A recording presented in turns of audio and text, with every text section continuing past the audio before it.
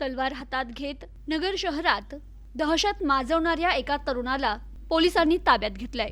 नगर शहरातील चित्रा टॉकीज ते गांधी मैदान रस्त्यावर हातात धारदार तलवार घेऊन आरडाओरडा शिवीगाळ करत दहशत करणाऱ्या युवकाला कोतवाली पोलिसांच्या पथकानं पकडलंय।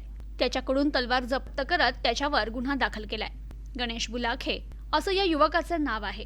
गणेश बुलाखे हा रात्रीच्या सुमारास चित्रा टॉकीज ते गांधी मैदान रस्त्यावर धारदार तलवार हातात घेऊन दहशत माजवत होता आणि आवेशपूर्ण हावभाव करत फिरत होता।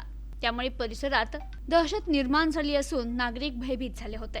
तर कोणीतरी कोतवाली पोलिसांना याबाबत माहिती दिली। त्यावर तात्काळ कोतवाली पोलिसांचं पथक घटनास्थळी दाखल झालं आणि त्यांनी मोठ्या शिताफीनं गणेश बुलाखे याला ताब्यात घेतलं। तसेच त्याच्या हातातून तलवार काढून घेत पोलीस ठाण्यात नेऊन अटक केली। त्याच्या विरुद्ध गुन्हा दाखल करण्यात आलाय। Bureau report, news today 24, Ahmednagar.